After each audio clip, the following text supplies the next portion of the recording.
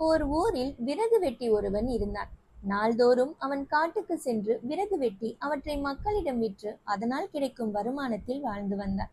இதில் அவனுக்கு குறைந்த வருமானமே கிடைத்தது என்றாலும் மன நிம்மதியோடு வாழ்ந்து வந்தான். ஒரு நாள் அவன் வழக்கம் போல் காட்டில் விறகு வெட்டி கொண்டிருக்கும் போது ஒரு அரச மரத்தின் பக்கம் இருந்து, "உனக்கு 7 ஜாடி தங்கம் வேண்டுமா?" என்று குரல் கேட்டது.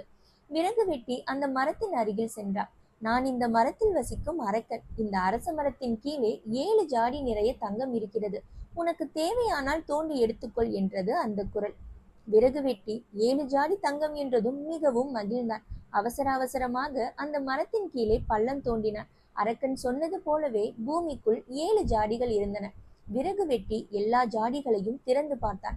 அவற்றின் உள்ளே தங்கம் இருந்தது. ஆனால் ஒரே ஒரு ஜாடியில் மட்டும் பாதியளவு தங்கம் இருந்தது. பாதிதானே குறைகிறது, இதை எப்படியும் நாம் நிரப்பிவிடலாம் என்று எண்ணி 7 ஜாடிகளையும் தனது வீட்டுக்கு கொண்டு வந்தான் விறகு வெட்டி.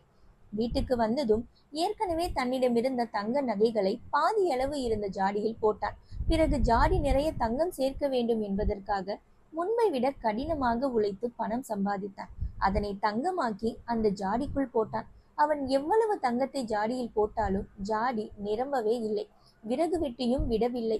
எப்படியாவது அந்த ஜாடி நிரம்ப தங்கத்தை சேர்த்துவிட வேண்டும் என்று இரவு பகலாக உழைத்தான்.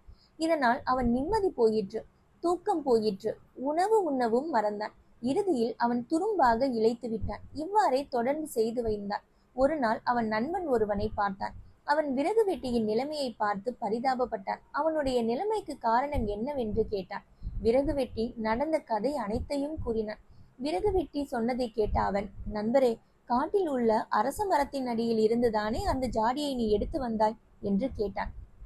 "அட ஆமாம், உனக்கு எப்படி இது தெரியும்?" என்று நண்பனை பார்த்து கேட்டான் விறகு வெட்டி. அதற்கு அவன், "நானும் இந்த 7 ஜாடி தங்கத்திற்கு ஆசைப்பட்டு என் மன நிம்மதியை கெடுத்து கொண்டவன் தான்" என்றான். "அப்படியானால் நான் இப்பொழுது என்ன செய்வது?" என்று கேட்டான் விறகு வெட்டி.